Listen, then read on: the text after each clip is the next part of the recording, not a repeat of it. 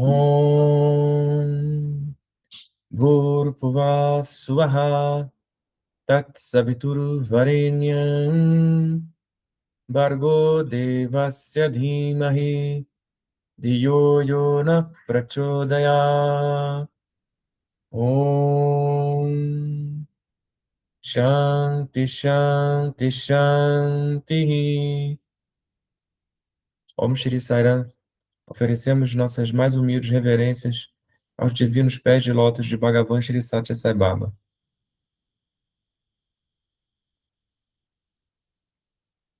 Então a gente vai começar o capítulo 15, tem esse título: A Coragem Destemida Vence.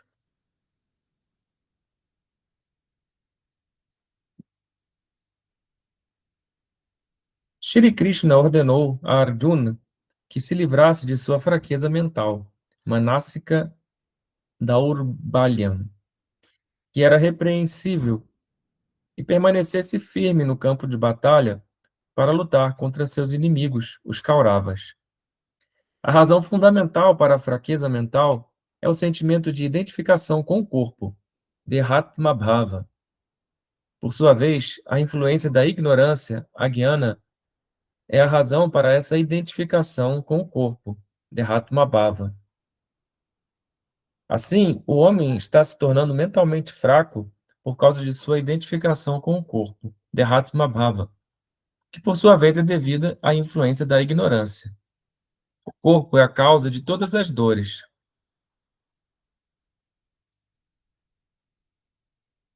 O homem não consegue executar nem mesmo uma pequena tarefa com uma mente fraca. É por isso que o Senhor constantemente lembra a Arjuna: esse conhecimento do Atma não está disponível para aqueles de mente fraca. Nayamatma balahinina labhyaha. São os de mente fraca que são perseguidos pela ilusão e pelo sofrimento. Devemos indagar se a ilusão, morra, precede o sofrimento, dukkha, ou se o sofrimento, dukkha, precede a ilusão, morra. É apenas quando há ilusão que o sofrimento nos assombra. Se não há ilusão, não há sofrimento. A ilusão é o objeto e o sofrimento é a imagem. Esse objeto e essa imagem são os principais inimigos do homem. Na verdade, eles estão causando depressão no homem. Vou reler. Shri Krishna ordenou a Arjuna que se livrasse de sua fraqueza mental, Manasika Daurbalyam, que era repreensível, e permanecesse firme no campo de batalha para lutar contra seus inimigos, os Kauravas. A razão fundamental para a fraqueza mental é o sentimento de identificação com o corpo, Dehatma Bhava. Por sua vez, a influência da ignorância, Agnana, é a razão para essa identificação com o corpo, Dehatma Bhava. Assim, o homem está se tornando mentalmente fraco por causa de sua identificação com o corpo, Dehatma Bhava, que por sua vez é devida à influência da ignorância. O corpo é a causa de todas as dores. O homem não consegue executar nem mesmo uma pequena tarefa com uma mente fraca. É por isso que o Senhor constantemente lembra a Arjuna: esse conhecimento do Atma não está disponível para aqueles de mente fraca. Nayamatma balahenina labhyaha. São os de mente fraca que são perseguidos pela ilusão e pelo sofrimento. Devemos indagar se a ilusão, morra, precede o sofrimento, dukkha, ou se o sofrimento, dukkha, precede a ilusão, morra. É apenas quando há ilusão que o sofrimento nos assombra.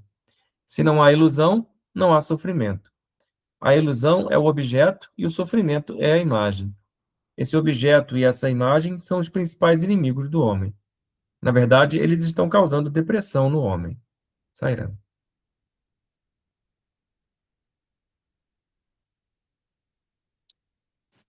Saira, eu vejo esse parágrafo como se Baba estivesse provocando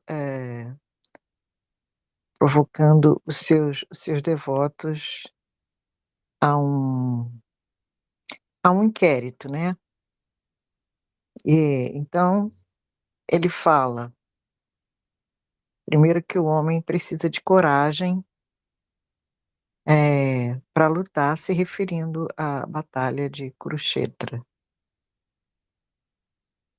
A coragem, seria uma característica, muito importante para o buscador espiritual. Depois eh, ele fala da ilusão que o homem tem quando se identifica ao corpo, e isso provoca sofrimento.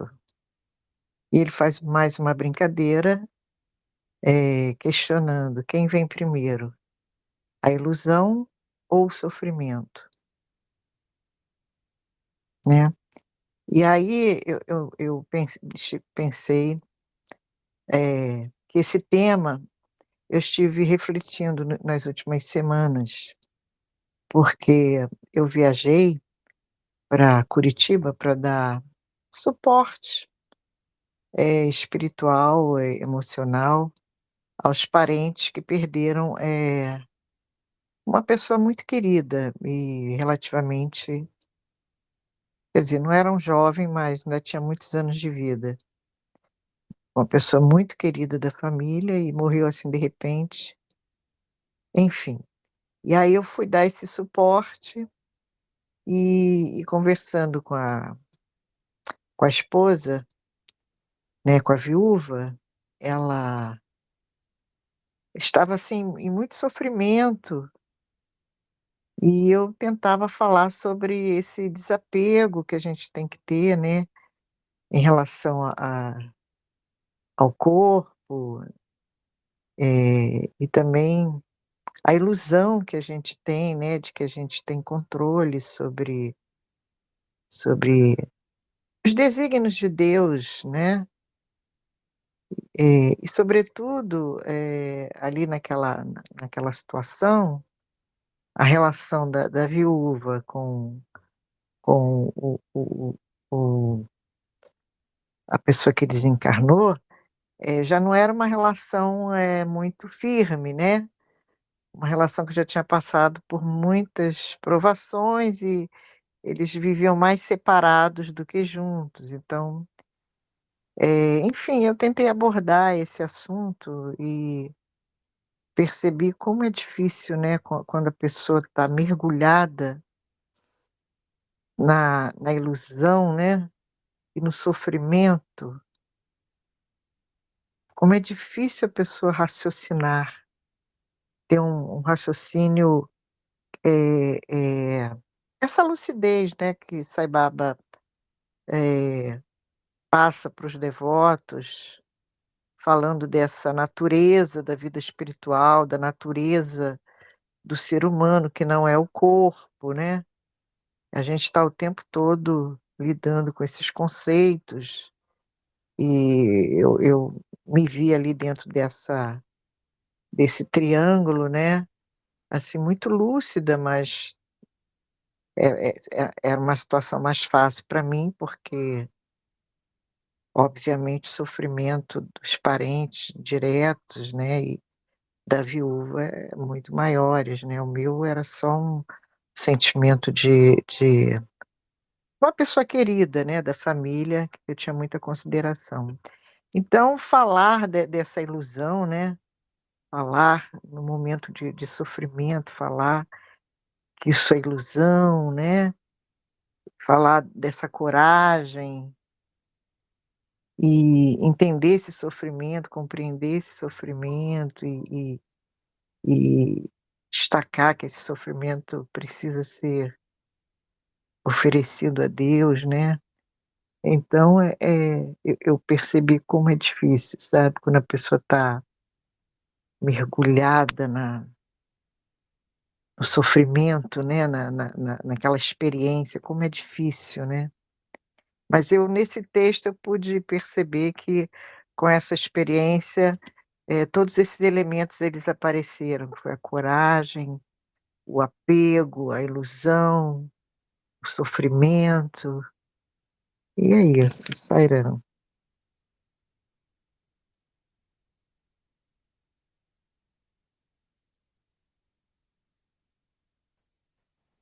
Sairam, eu vejo aqui que o Swami, né, ele fala em coragem. É interessante porque, né, ele fala da identificação com o corpo. Na realidade, né, ao se identificar com o corpo, a mente se torna fraca e a gente tem muitos medos, inseguranças, porque tudo relacionado ao corpo é passageiro, né, é perecível. E ao ter essa identificação, a gente se torna mesmo fraco, cheio de dúvidas, porque nós estamos nos identificando com algo que é irreal, no sentido de que é passageiro, é perecível. Então, a mente, né, no caso, a mente, identificada com o corpo, vive na ignorância, ao passo que a mente, identificada com o Atma, ela tem coragem, porque ela está se identificando com o eterno, com a sabedoria, com os valores eternos, né, que são atributos do Atma, do divino. Então, na realidade, né, comecei a pensar isso agora, né, com relação ao texto. Então, ao discurso, né, de Baba, melhor dizendo, que nós devemos tomar muito cuidado com isso, porque todo sofrimento vem dessa falsa identificação com o corpo. E é interessante, né? Ele fala, né, que a ilusão é essa identificação da mente com o corpo. Ela, junto dessa ilusão, vem o sofrimento, e quando não há essa identificação, não há sofrimento. No caso aqui, ele está falando, né, do sofrimento psicológico que a gente sofre. Ele fala aqui, né, que o homem está sofrendo de depressão.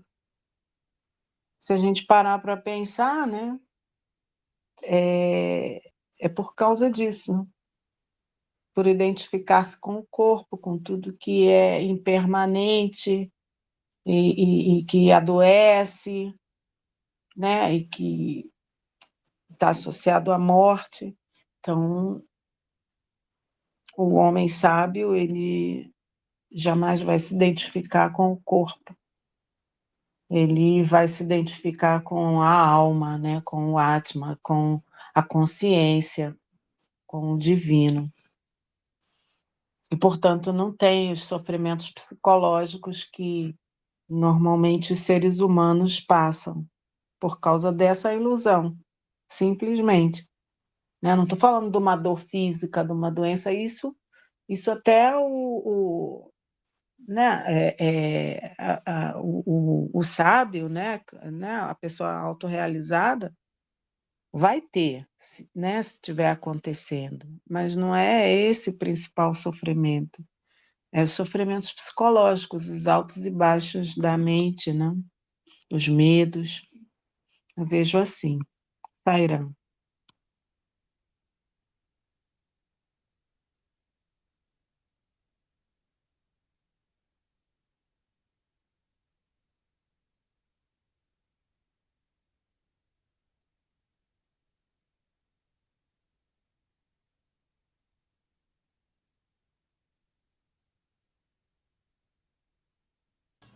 Sairã, eu estava ouvindo a leitura e me chamou muita atenção essa questão da mente fraca, né? E aí me veio uma analogia, né, com o corpo, né, corpo fraco, né? Enfim, foram coisas que vieram na minha cabeça, né? E assim, o corpo fraco, o que acontece? Você não, a gente consegue, eu pelo menos consigo entender melhor, né? O corpo que não faz um exercício físico, né? Que não tem aquela regularidade, né? Me veio logo a imagem da pessoa sedentária, né? Me veio a imagem da fraqueza muscular, da dificuldade de locomoção. Isso falando sobre o corpo fraco, né? E aí a mente fraca, né? Me veio exatamente que ela também é uma mente e ela não faz as atividades que seriam necessárias, né? Então, é aquela como o nosso corpo, que a gente se deixa levar pelo movimento natural, assim, né? Vou andar até ali, andar até aqui, mas isso não chega a ser um exercício físico para você manter o tônus do corpo, né? Você varrer a casa, é um exercício, mas não é aquilo que você vai manter a sua postura, né? O exercício físico nesse sentido, para manter o corpo forte. E a mente fraca, né? Eu pensei nisso, a gente deixa a mente e fazendo atividades sem ter controle sobre que atividades são essas. Então, são inúmeras, né? Desde ficar se entretendo com notícias, ou ficar remoendo o passado, né? Fazendo planos no futuro. A gente nunca está no presente, né? Não nunca, né? Mas a gente raramente está no presente e raramente a gente faz essa parte da indagação, assim, né, do quem sou eu. O momento, né? A gente tira aquele momento, né? Então, achei interessante dessa analogia nisso, de pensar, né, como posso fazer para minha mente fortalecer? Porque eu fiquei pensando, poxa, minha mente é fraca, né? Por que está envolvida nessa ilusão? Eu não sou uma pessoa realizada ainda. Então, eu me envolvo na ilusão, né? Então, esse sofrimento, ele aparece por eu estar iludida, né? Então, como fortalecer a mente, né? Tem o Namasmarana, tem tudo isso, mas Mãe, eu acho que... Só um minuto.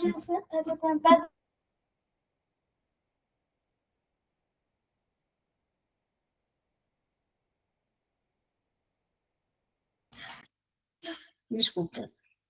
Enfim, foi uma reflexão que eu fiz, uma analogia, né? Do corpo, né? A gente tem os exercícios para manter ele em tônus, a gente também tem exercícios para manter a mente, né? Então, na Masmarana, né? Meditação, sabe? Eu até falo, né? Para fazer a meditação diariamente. O diariamente quer dizer, a todo momento buscar fazer, né? Buscar estar ali no momento presente, ali, meditando o tempo todo, né? E não só no momento específico do dia. Porque quando a gente faz assim, momento específico do dia, talvez até não consiga muito manter, né? Mas se a gente conseguir fazer esse estado de atenção, né, presente, talvez fique até mais fácil de fazer diariamente, né? É só lembrar e puxar a mente para o presente. Enfim, foram reflexões aqui, né, sobre como fortalecer a mente para a gente não ficar se iludindo, né, não ser vítima dessa ilusão, né? A mente forte vai nos guiar, afinal de contas, ela é uma ferramenta, né, que a gente tem, um instrumento que a gente tem para ser bem utilizado, né? Assim como um carro, né? Eu posso dirigir para lá, para cá, né, me locomover com mais rapidez, e com mais pessoas juntos, ou então posso sair dirigindo sem prudência, né, acabar causando um acidente. A gente faz isso com a nossa mente, a gente dirige imprudentemente, né, a gente dorme no volante, né, da mente, e acaba causando vários acidentes, né, vários, muito sofrimento. Sério.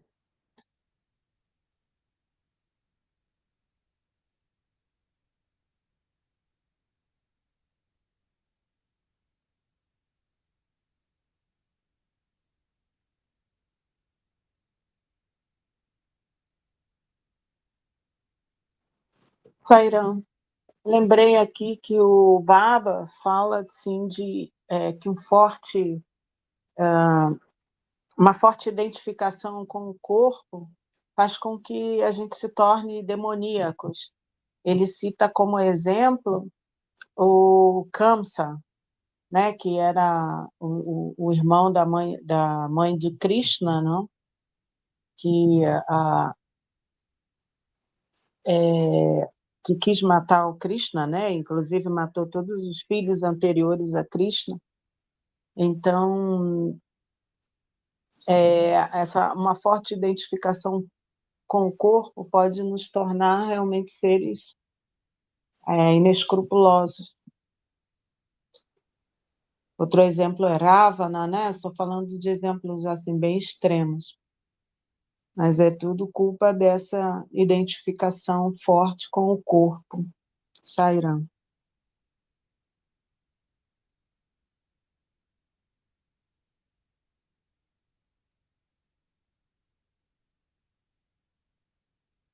Sairam.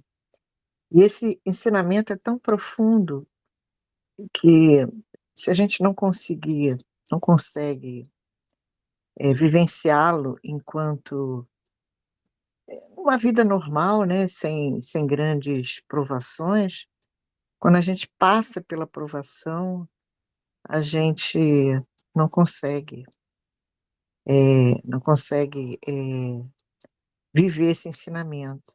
Ele tem que ser vivido no dia a dia, nas coisas pequenas, nas coisas simples, né, justamente para a gente se preparar para uma grande perda, por exemplo, né.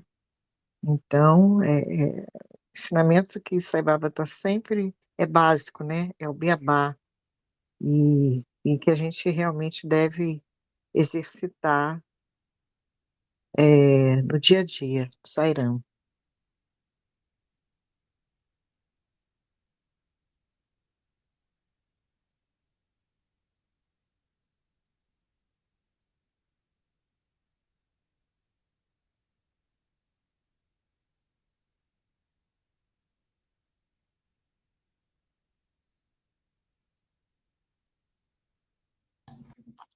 Sairam.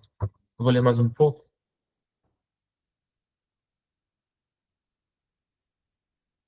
O sentimento de eu e meu é uma ilusão. Enquanto esse sentimento persistir no indivíduo, ele será atormentado pelo sofrimento. Portanto, cada um deve passar do estágio de eu e meu para o estágio de nós e nosso. O sentimento de eu e meu é egoísmo. Esse egoísmo é uma escravidão. Nós devemos caminhar desse estreito estágio de egoísmo, swarta, para o estágio superior de interesse coletivo, parartha. Um pequeno exemplo com o qual os estudantes estão bastante familiarizados. Depois que as provas da 10ª série são concluídas, os resultados são publicados no jornal. Eles ocupam quase 2 a 3 páginas do jornal. Os números de alguns milhares de estudantes são publicados aqui. Normalmente, um estudante não analisa todos esses números. Ele examina a lista para encontrar apenas o seu número. Ele não está preocupado ou interessado em examinar uma lista tão grande de números. De certa forma, isso pode ser denominado como egoísmo.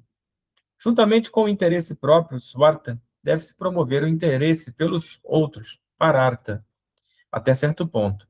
Outro exemplo. Um grupo de 10 amigos queria tirar uma foto de grupo. Eles arranjaram um fotógrafo e tiraram uma foto para eles mesmos.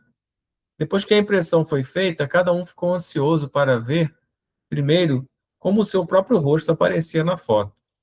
Essa é uma visão egoísta. Juntamente com isso, ele também deve ver se os rostos de outras pessoas aparecem bem na foto. Vou reler. O sentimento de eu e meu é uma ilusão. Enquanto esse sentimento persistir no indivíduo, ele será atormentado pelo sofrimento. Portanto, cada um deve passar do estágio de eu e meu para o estágio de nós e nosso. O sentimento de eu e meu é egoísmo. Esse egoísmo é uma escravidão. Nós devemos caminhar desse estreito estágio de egoísmo, swarta, para o estágio superior de interesse coletivo, parartha. Um pequeno exemplo com o qual os estudantes estão bastante familiarizados. Depois que as provas da 10ª série são concluídas, os resultados são publicados no jornal. Eles ocupam quase 2 a 3 páginas do jornal. Os números de alguns milhares de estudantes são publicados aqui. Normalmente, um estudante não analisa todos esses números. Ele examina a lista para encontrar apenas o seu número. Ele não está preocupado ou interessado em examinar uma lista tão grande de números. De certa forma, isso pode ser denominado como egoísmo. Juntamente com o interesse próprio, swarta, deve-se promover o interesse pelos outros, parartha, até certo ponto. Outro exemplo. Um grupo de 10 amigos queria tirar uma foto de grupo. Eles arranjaram um fotógrafo e tiraram uma foto para eles mesmos. Depois que a impressão foi feita, cada um ficou ansioso para ver primeiro como seu próprio rosto aparecia na foto. Essa é uma visão egoísta. Juntamente com isso, ele também deve ver se os rostos de outras pessoas aparecem bem na foto. Sairá.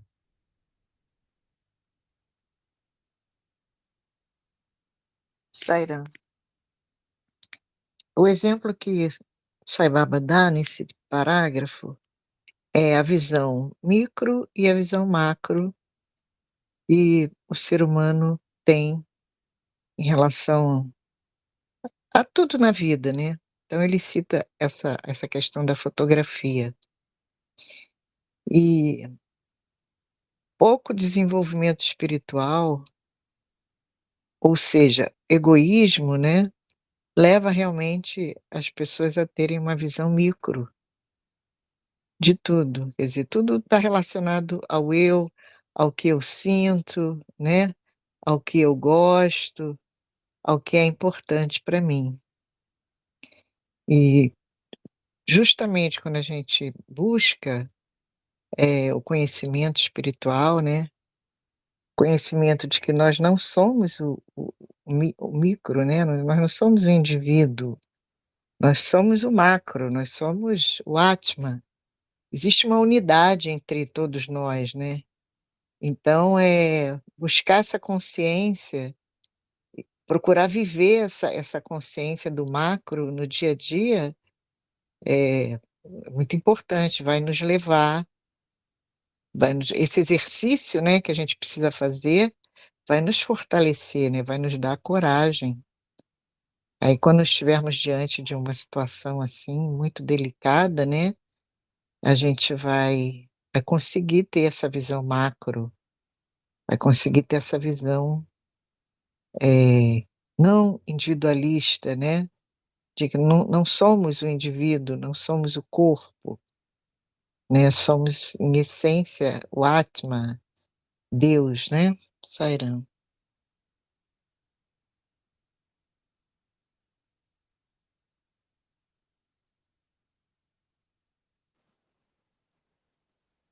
Sairam.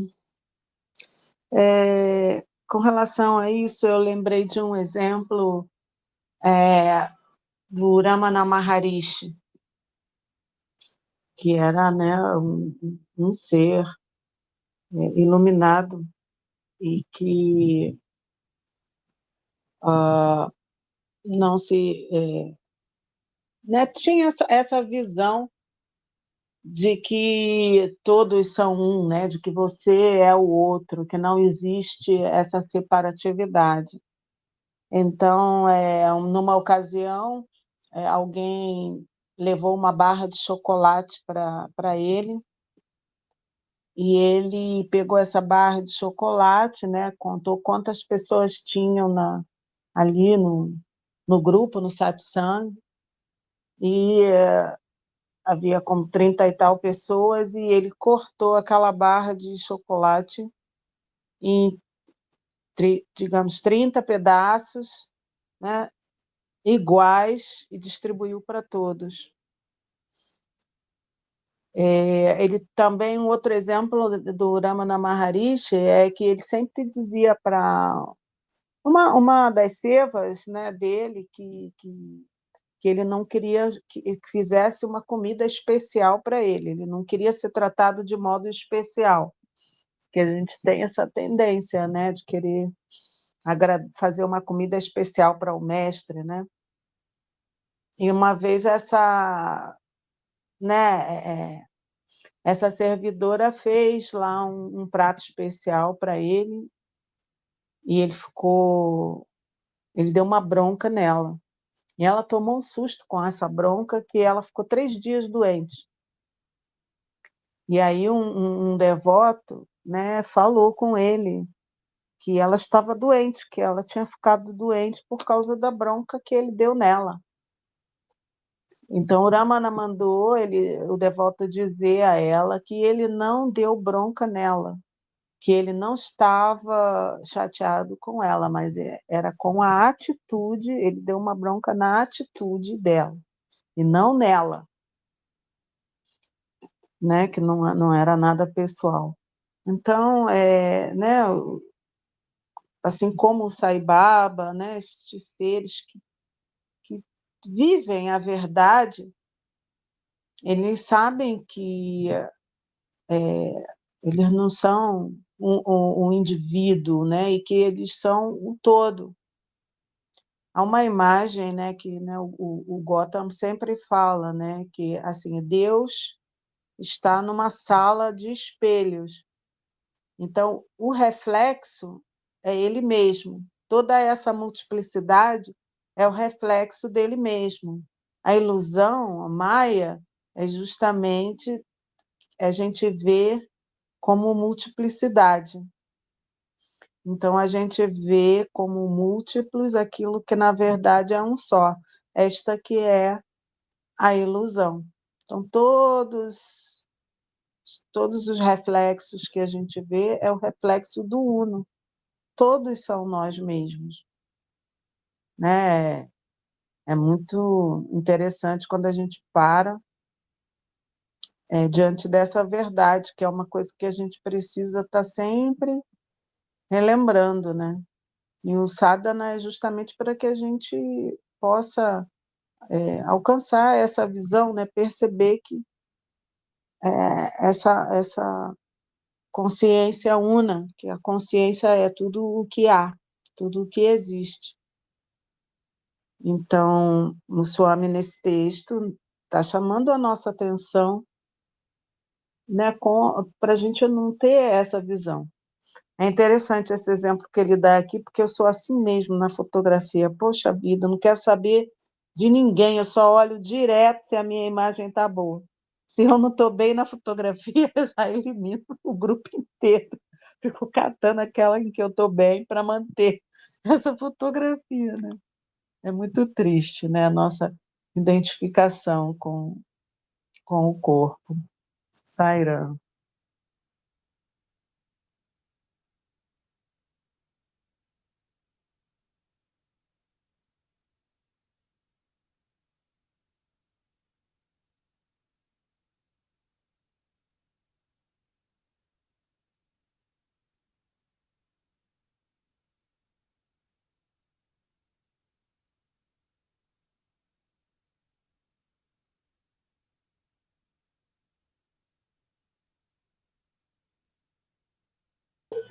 Saira, o Sai Baba realmente é um exemplo daquilo que ele ensina, né? Quando a gente estuda a vida de Sai Baba e ouve os relatos dos devotos, a gente vê inúmeros exemplos, né,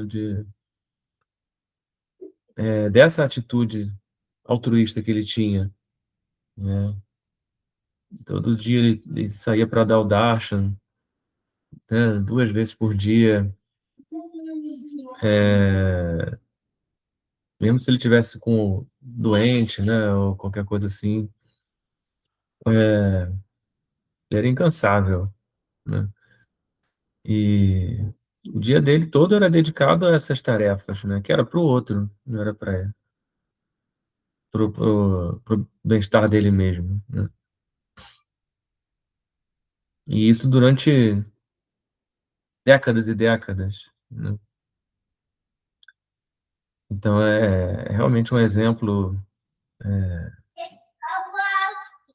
um exemplo muito forte, né? Muito bonito,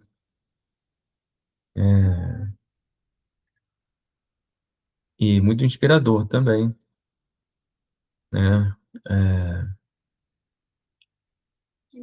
Acho que a gente pode ficar com essa inspiração, né? Do exemplo que o próprio Sai Baba deu com a vida dele, E para que isso vá nos transformando interiormente também, para que a gente, aos poucos, vá se livrando desse egoísmo tirânico né, que está sempre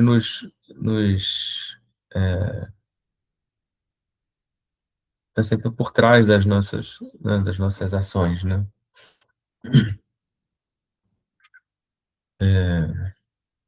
E a ação sem egoísmo é justamente o que se chama de karma yoga. A ação sem desejo interesseiro nos resultados, né? E,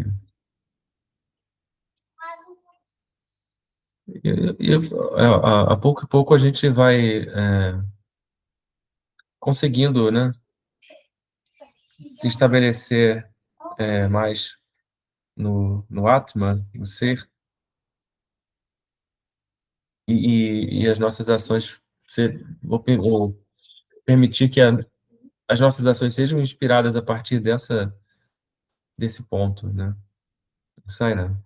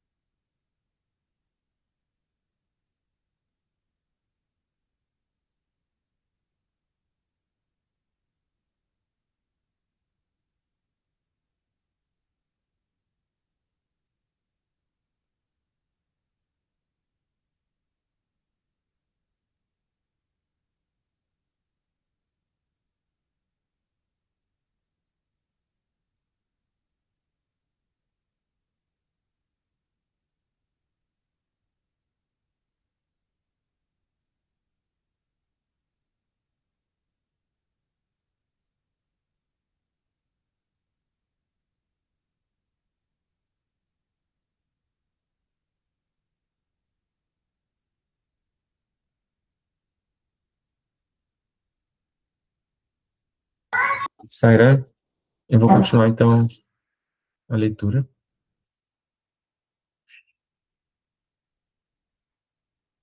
Anteriormente, Arjuna havia queimado a floresta Kandhava.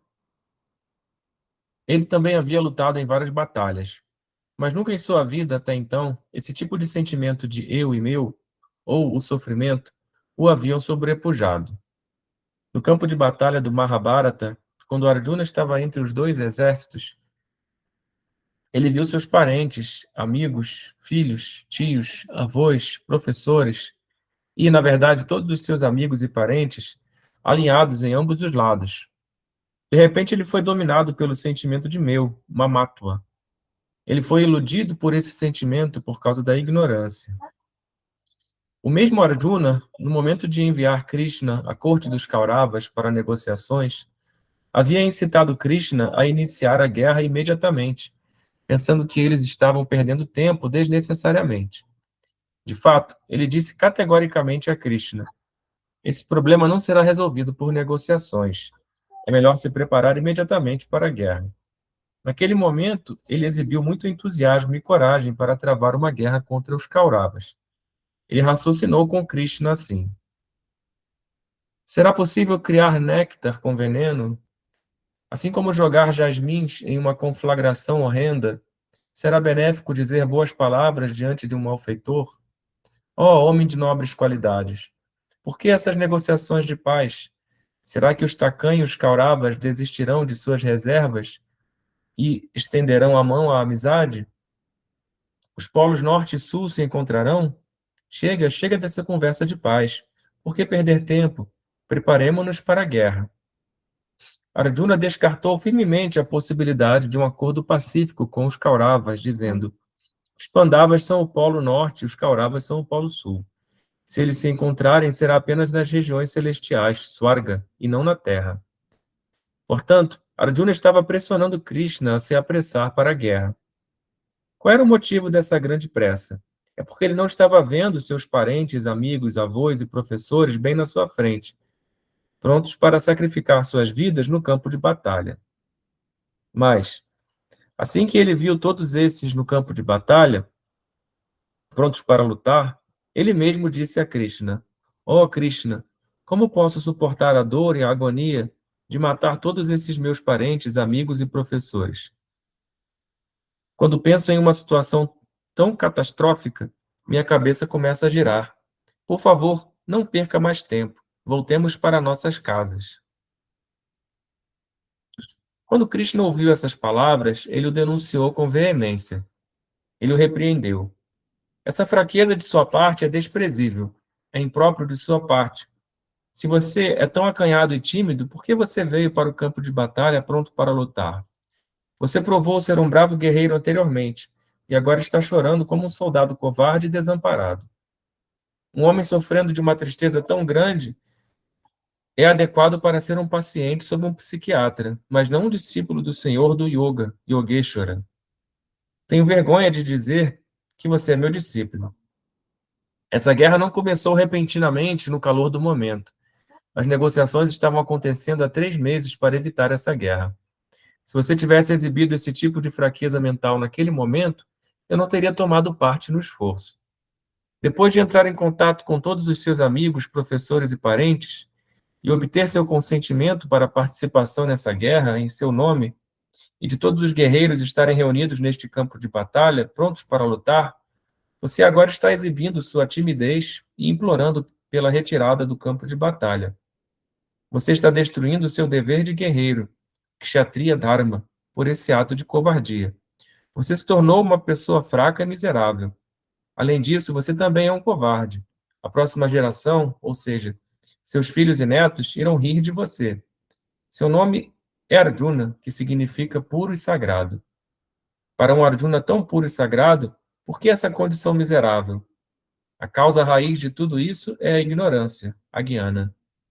Tendo assim diagnosticado a doença de Arjuna, o Senhor Krishna, o médico divino, iniciou o tratamento. Vou reler.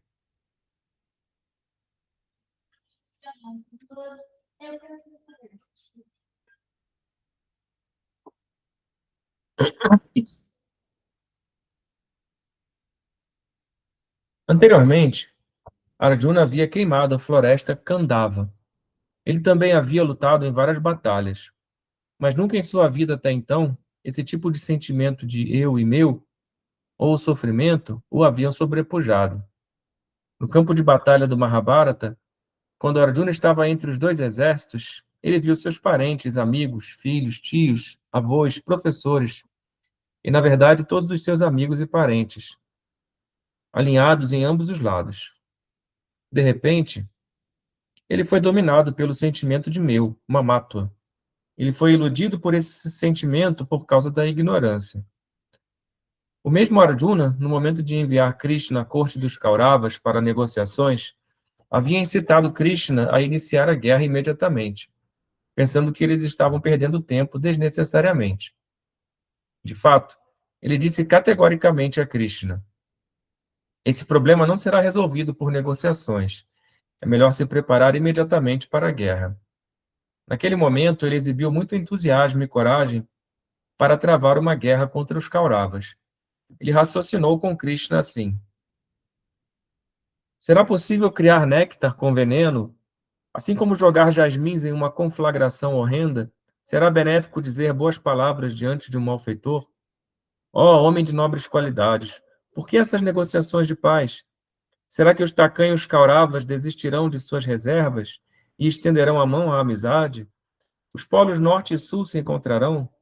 Chega, chega dessa conversa de paz. Por que perder tempo? Preparemo-nos para a guerra.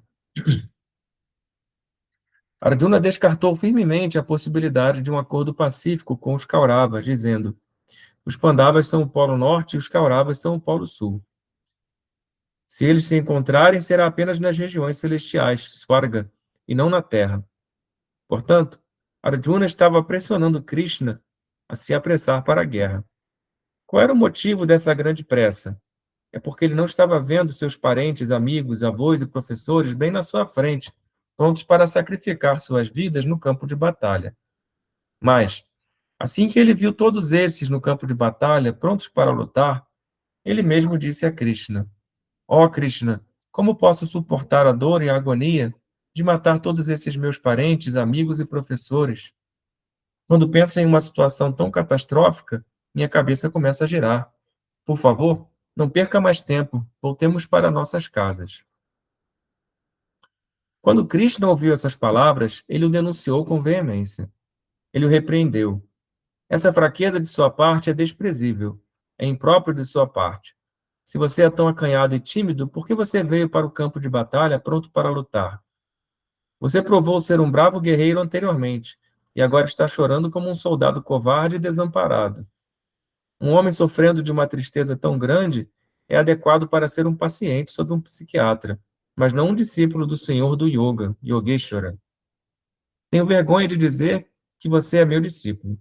Essa guerra não começou repentinamente, no calor do momento. As negociações estavam acontecendo há 3 meses para evitar essa guerra. Se você tivesse exibido esse tipo de fraqueza mental naquele momento, eu não teria tomado parte no esforço. Depois de entrar em contato com todos os seus amigos, professores e parentes, e obter seu consentimento para a participação nessa guerra em seu nome, e de todos os guerreiros estarem reunidos neste campo de batalha, prontos para lutar, você agora está exibindo sua timidez e implorando pela retirada do campo de batalha. Você está destruindo o seu dever de guerreiro, Kshatriya Dharma, por esse ato de covardia. Você se tornou uma pessoa fraca e miserável. Além disso, você também é um covarde. A próxima geração, ou seja, seus filhos e netos, irão rir de você. Seu nome é Arjuna, que significa puro e sagrado. Para um Arjuna tão puro e sagrado, por que essa condição miserável? A causa raiz de tudo isso é a ignorância, a Agnana. Tendo assim diagnosticada a doença de Arjuna, o Senhor Krishna, o médico divino, iniciou o tratamento. Sairam.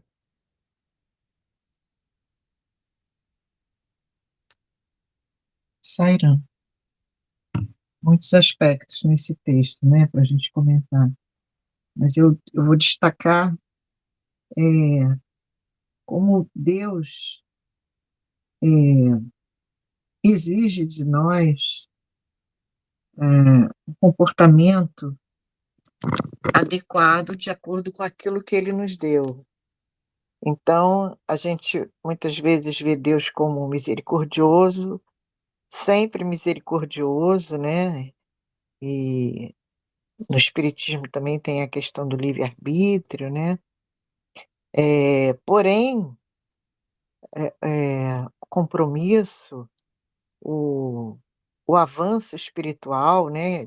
Que cada um já alcançou, ele é exigido, né? Diante da provação. Então, aí no caso, Krishna está chamando a atenção de Arjuna, veemente, né? Inclusive comparando ele como um louco, né? Que precisaria de um tratamento psiquiátrico, ou frágil, né? Mas por quê? Porque Arjuna recebeu tudo do Senhor, né? Aliás, Arjuna estava do lado do Senhor o tempo todo, se aconselhando, né? Usufruindo do exemplo do Senhor e tendo o próprio Senhor como seu comandante, né? Então, nesse caso, Deus, Krishna, né, foi bastante rigoroso com ele.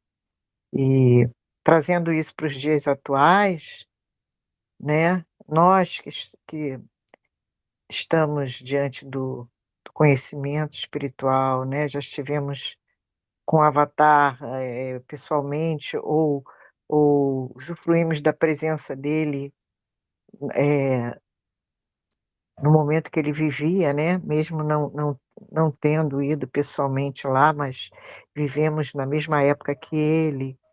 Então, obviamente, também o Senhor vai nos exigir, né, como está nos exigindo, né. A gente percebe isso no nosso dia a dia, que a gente só tem uma opção, a gente não tem duas, né. A gente só tem uma única opção, que é crescer espiritualmente, que é amadurecer espiritualmente. sairão.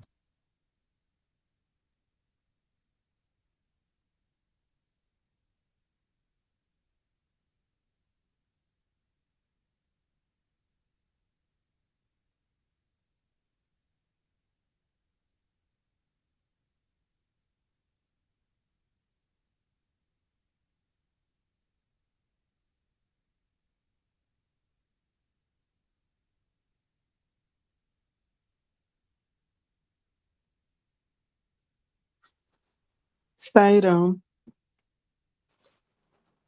Neste trecho, o Senhor diz que a causa de toda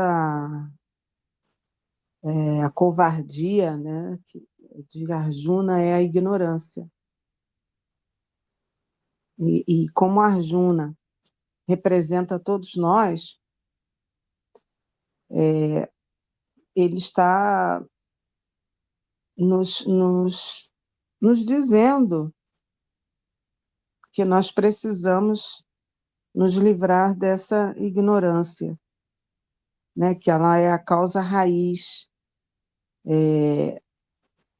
de todos os nossos, toda a nossa identificação, né, com todo o nosso apego, né, identificação com aquilo que é meu, né, o eu e o meu, né, minha família, meus parentes, que tudo isso é fruto da ignorância. Ele ressalta que antes de estar diante desse quadro, né, diante dos parentes, Arjuna estava muito entusiasmado com a guerra, né, dentro do seu Dharma, mas que, né, na hora de lutar, ele é tomado pela ignorância. Ele usa palavras muito duras aqui, né? Então a gente fica, né, se vendo, né, como sendo, como estando, tendo parte, né, nesse diálogo, já que tudo todos os dramas divinos, na realidade, são para nos despertar, né, para que a gente possa ser nós mesmos. A parte assim que mais me chamou a atenção foi quando ele diz que ele não era digno de ser um discípulo do Senhor, e sim mais um caso, né, de um paciente sob os cuidados de um psiquiatra, porque para ser um Yogeshwara, né, um discípulo do Senhor, preciso coragem, determinação, não vacilar, ou seja, o discípulo ele tem que se render, né, a Deus e aceitar ser instruído, como Arjuna foi instruído, né? Como esse texto da Bhagavad Gita é uma instrução para nós e tentarmos vivê-lo, viver, né, essa verdade que nos é ensinada, para que a gente possa realmente ser instrumentos, ser discípulos verdadeiros, né? Instrumentos úteis ao Senhor. E também para a nossa felicidade, porque, na realidade, tudo que Deus faz, né, é para a nossa felicidade, porque a ignorância ela nos traz toda essa procissão de sofrimentos, né, que a gente vai passando um atrás do outro, por estarmos identificados com o corpo, né, com a nossa condição humana, e não vermos quem realmente somos, né, qual é a verdade, nossa verdade.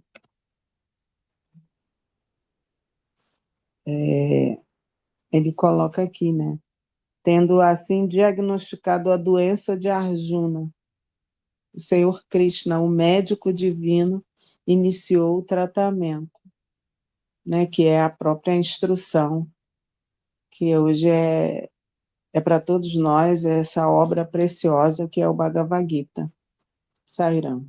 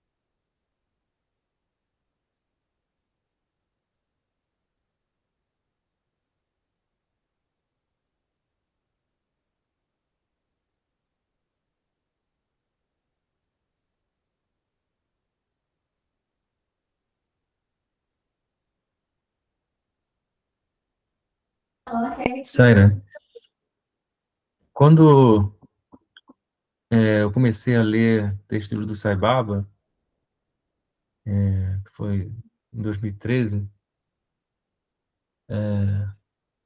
comecei lendo aquele Pensamento do Dia, né?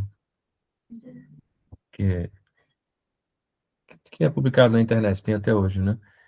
É,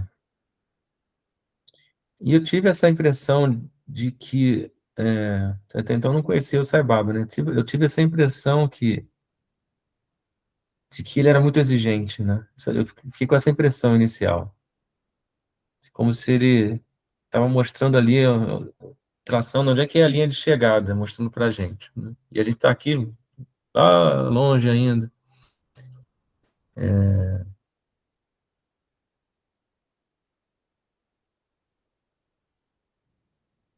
Naquela época eu não tinha muito conhecimento também eu já tinha lido a Bhagavad Gita, fazia yoga, né? Tinha lido os livros do professor Hermógenes, tinha lido uma versão resumida do Mahabharata. É, a abordagem do professor Hermógenes, ela é mais, tipo, mais terapêutica, assim, né? Tipo, de motivar, né? Vamos lá. Eu senti uma certa diferença na abordagem, né? É, e, mas hoje em dia não tenho muito é, essa percepção, né? Embora o Sai Baba sempre nos coloque diante de nós o ideal mais elevado a ser seguido, né? Ao mesmo tempo, de uma forma misteriosa, eu sinto que ele nos conduz gradualmente, né, a essa meta, né? De uma forma muito maternal, né? Assim, ele é incansável em nos dar provas de que ele está cuidando da gente. E acho que isso para a gente é muito importante, né? Até para o nosso, para nossa dedicação ao nosso próprio progresso espiritual, a gente saber que a gente está sendo cuidado é muito importante, né? Isso abre um espaço na nossa mente para a gente se dedicar a isso, né? Saira.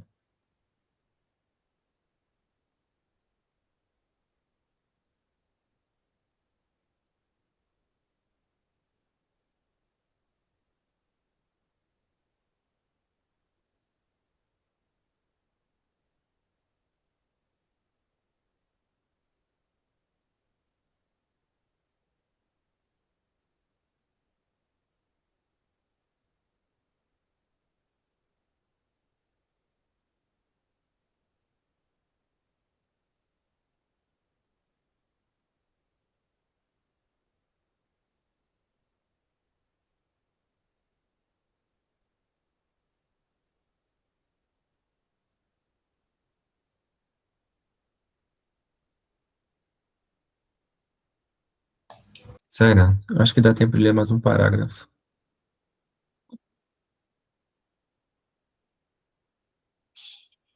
Ao iniciar o discurso da Bhagavad Gita, Shri Krishna poderia ter começado seu ensino pelo caminho da ação, Karma Yoga, ou pelo caminho da devoção, Bhakti Yoga. Mas ele não fez isso. De fato, ele começou seu ensino do segundo capítulo em diante. Todo o primeiro capítulo da Bhagavad Gita é dedicado ao desânimo de Arjuna. Krishna não pronunciou uma única palavra.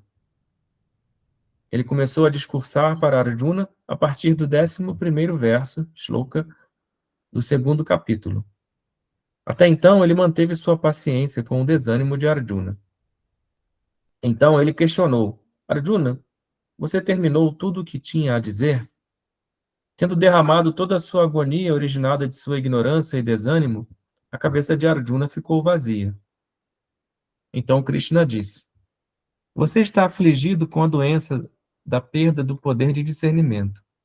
Karpanya. Eu darei a você o remédio correto para essa doença. Tendo diagnosticado a doença e as causas da doença, isto é, ilusão, morra e sofrimento, soca, Shri Krishna iniciou o tratamento ensinando o caminho do conhecimento, Sankhya Yoga. Ele ensinou sobre a natureza do corpo humano, as características de um sábio, Sthita Prajna, a distinção entre o ser, Atma, e o não ser, Anatma, e sua natureza e forma. Mas, como uma pessoa mergulhada na ignorância poderia compreender todos esses conceitos sutis? Um pequeno exemplo. Para um paciente em risco de vida, o médico deve dar uma injeção de emergência em primeiro lugar. Em seguida, ele deve prosseguir com o tratamento regular. Se ele não fizer isso, o paciente estará em grande perigo e possivelmente também poderá morrer. Uma pessoa que está se afogando deve primeiro ser retirada da água e então receber algum tratamento. Se esse procedimento não for seguido, a pessoa morrerá afogada. Similarmente, a condição de Arjuna naquele momento é que ele estava afogado em sofrimento e ilusão, soca e morra. Portanto, ele precisava ser tratado dessa condição primeiro. Consequentemente, Krishna deu a ele uma forte injeção de coragem e confiança para tirá-lo de sua fraqueza. Assim, ele começou a explicar os conceitos de ser, Atma, e não ser, Anatma. Vou reler.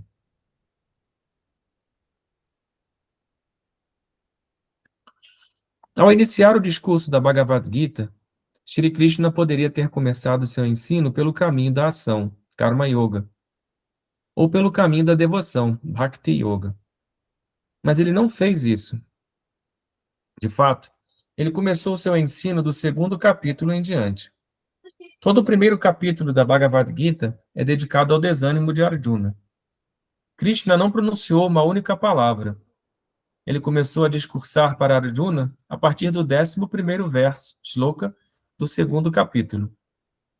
Até então, ele manteve sua paciência com o desânimo de Arjuna. Então, ele questionou: Arjuna, você terminou tudo o que tinha a dizer? Tendo derramado toda a sua agonia originada de sua ignorância e desânimo, a cabeça de Arjuna ficou vazia. Então Krishna disse: Você está afligido com a doença da perda do poder de discernimento, Karpanya. Eu darei a você o remédio correto para essa doença. Tendo diagnosticado a doença e as causas da doença, isto é, ilusão, morra e sofrimento, soca, Shri Krishna iniciou o tratamento ensinando o caminho do conhecimento, Sankhya Yoga. Ele ensinou sobre a natureza do corpo humano, as características de um sábio, Sthita Prajna, a distinção entre o ser, Atma, e o não ser, Anatma, e sua natureza e forma. Mas, como uma pessoa mergulhada na ignorância poderia compreender todos esses conceitos sutis? Um pequeno exemplo. Para um paciente em risco de vida, o médico deve dar uma injeção de emergência em primeiro lugar. Em seguida, ele deve prosseguir com o tratamento regular. Se ele não fizer isso, o paciente estará em grande perigo e possivelmente também poderá morrer. Uma pessoa que está se afogando deve primeiro ser retirada da água e então receber algum tratamento.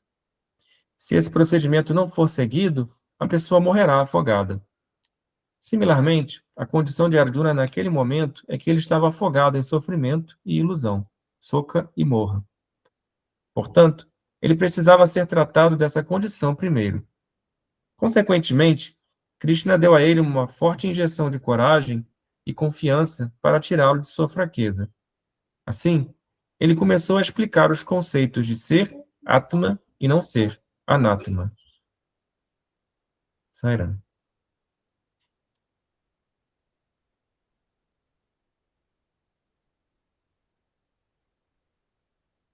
Sairam.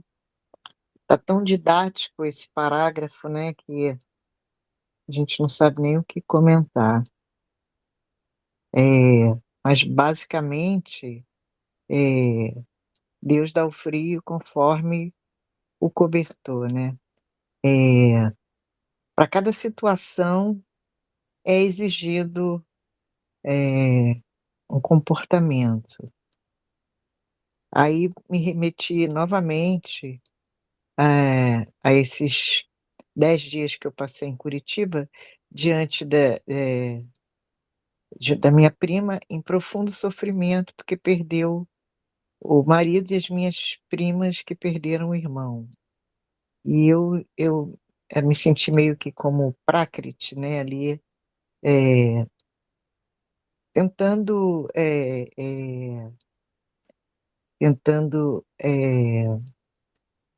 falar sobre todos os ensinamentos espirituais que eu tinha acumulado até então, né. E é impressionante, as pessoas ficam entusiasmadas e compreendem, né, que, na verdade, a gente não é o corpo, né, e que a vida continua, eh existem muitas moradas, muitos loucas, né, e que, enfim, né, que o sofrimento aqui pode influenciar no sofrimento lá. Essa foi uma experiência muito rica para mim. Porém,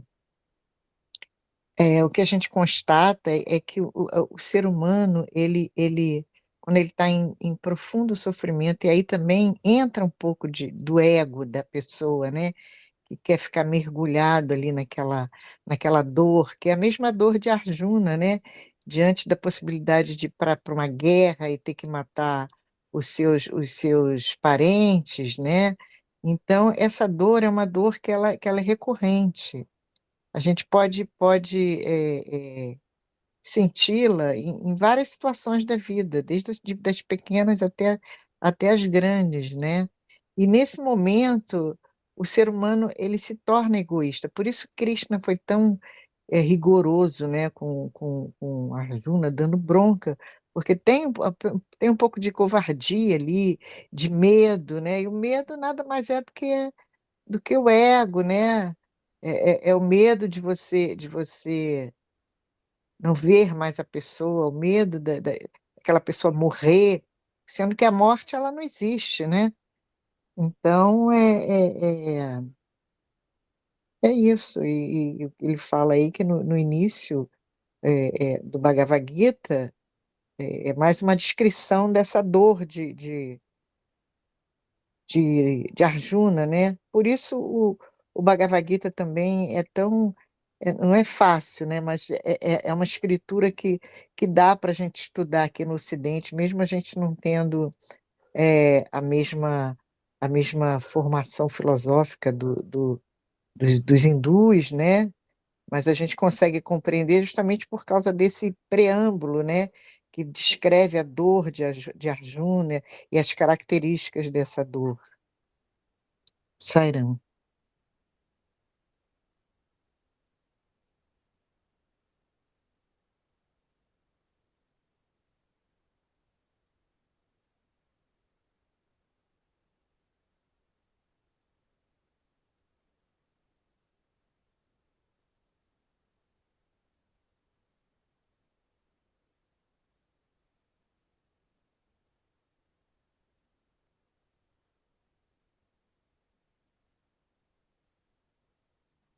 Sairam. Eu vejo aqui o mestre como o médico divino, que sabe dar o tratamento adequado para cada paciente. Deus sabe exatamente como tratar cada um de nós, né, nessa vida, em todas as vidas, né, porque o Mestre nunca nos abandona. Ele sabe cada passo, ele sabe exatamente o que fazer, e a gente é muito privilegiado de ter, né, esse reconhecimento, né, do nosso Mestre, e poder nos entregar a Ele, para que Ele possa nos tratar assim como a Arjuna, né, diretamente, e assim nos livrarmos da doença, da ignorância e da ilusão. Sairam.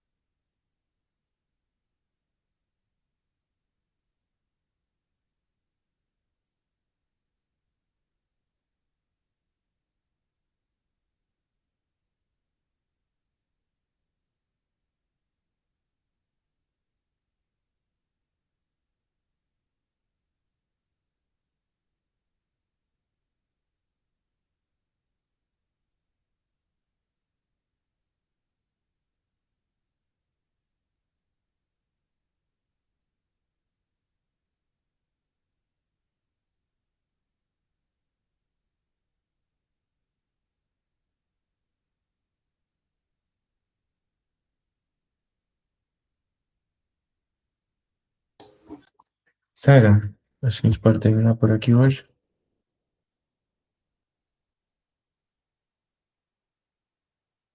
Om Tyambakam Yajamahe Sugandhim Pushtivardhanam Urvarukamiva Bandhanam Mrityurmukshiyamambritaate. Om Shanti Shanti Shanti